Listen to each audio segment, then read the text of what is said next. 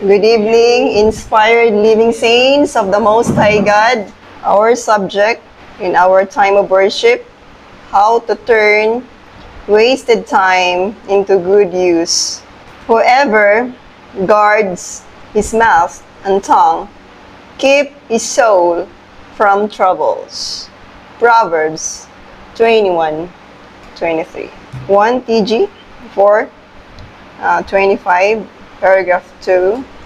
You are aware of the fact that we are given a great work and that the time in which to do is very short. That we should therefore learn how to turn wasted time into good use. So kung i-translate dito sa Tagalog. So dapat matutuhan ng mga tao ng Diyos kung paano gawing kapaki-pakinabang ang nasayang na oras. Dahil binigyan tayo ng isang dakilang gawain kasi maiksi na lang ang panahon. So God's people, brethren, must learn how to turn wasted time into good use. Why? Because we are given a great work and that time is very short. Ayon sa Nehemiah 6:3, at ako'y nagsugo ng mga sugo at sa kanila na nangagsasabi, ako'y gumagawa ng dakilang gawain na anupat hindi ako makababa. Bakit ititigil ang gawain habang aking maiiwan at binababa kayo? You are aware of the fact that we are given a great work. So ang tanong mga kapatid, sa paanong paraan naging tunay na pagsubok sa katapatan ng isang tao ang pagkatuto ng gawaing kapaki-pakinabang ang nasayang na oras? In English, God's people must learn how to turn wasted time into good use. Because God given us, the time is very short. So, integrity is often defined as doing the right thing even when no one is watching. So, time management, especially how we handle our private idle moments like mindlessly scrolling or procrastinating. So, basahin natin sa Filipino. Ang integridad ay pagiging tapat at matuwid kahit walang nakakita.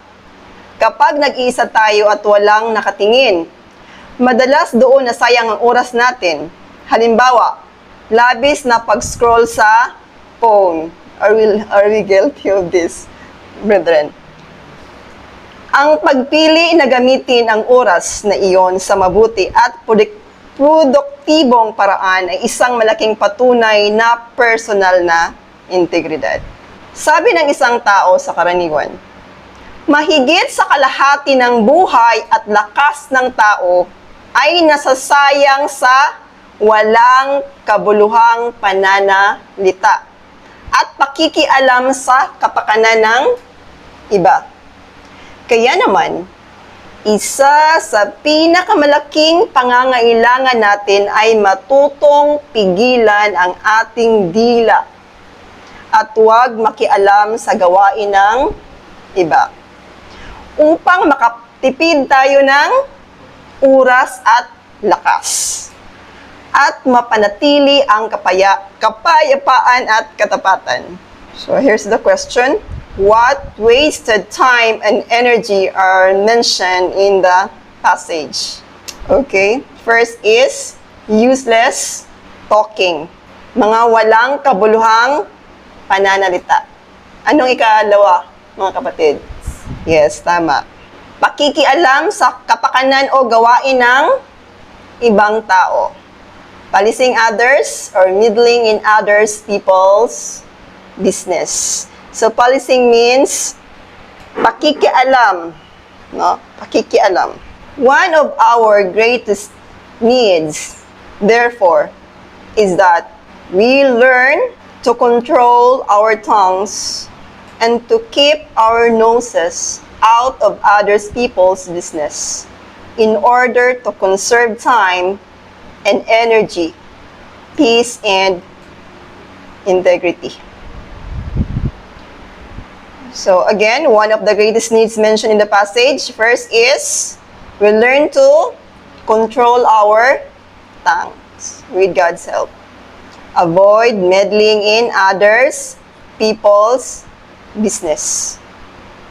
Conserve time, conserve energy, maintain peace, preserve integrity. So matuto tayong pigilan ang ating dila sa tulong ng Panginoon at iwasang makialam sa gawain ng iba. It is well to remember too that our tongues are given to us for the purpose of speaking God's truth and His praise, and our energies to proclaim His truth and to bless His people. Let us be talking and working for these heaven-born principles. So, God's people must remember these things. So, our tongues are given to us for speaking God's truth. Our tongues are given to us for His praise. And our energies should proclaim His truth. And it should be bless His people. And let us be talking of heaven-born principles. Working for these heaven-born principles. So, may tanong mga kapatid. So, what should you do if you happen to see or hear doing something that you believe is improper for a Christian and you think you can help them? So, ano ang dapat gawin natin kung tayo ay makakita o makarinig ng isang someone na ginagawa niya at naniniwala tayo na yung ginagawa niya ay mali.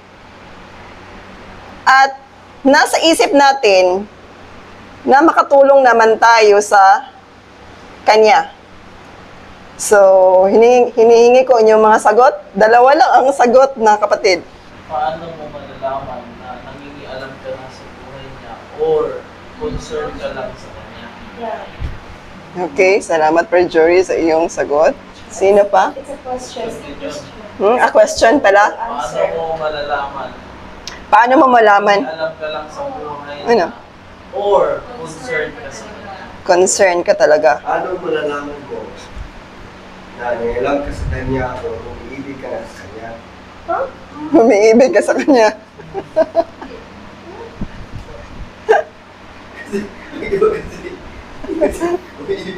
Dagdag ba yun? Anong na naman yun? Tanong na naman yun. Eto yung sagot. Sa tanong, Ang tao na ako talaga. ito yung sagot. Do not make of yourself a tale-bearer by telling it to anyone. Are we guilty of this? Are we? Huwag mong gawing tagadala-dala ng balita ang iyong sarili sa pamamagitan ng pagsasabi nito sa kanino man. Ikalawa, rather, plead with the guilty one. Sa halip, kausapin mo ng maayos at paaalahanan ang nagkasala. Are we guilty? Am I?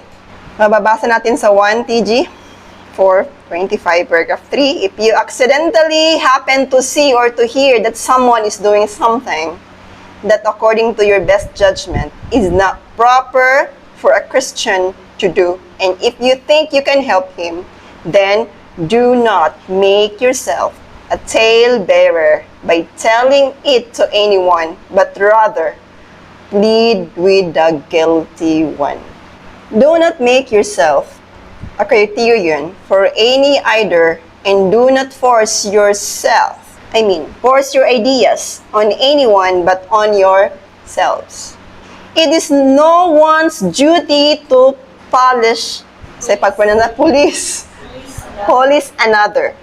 Understand that no one is in debt to bring his life to anyone's standards and maximums. Hear what inspiration says. So, Palace, police, makikialam. Okay, continue ko sa pagbasa yung nasa baba mamaya. So, ito yung mga bagay, no? You must not to do as God's servant. Learning how to turn wasted time into good use is a true expression of one's integrity. Yeah. So, ito lang. Thank you sa inyong pakikinig. Praise the Lord Jesus Christ.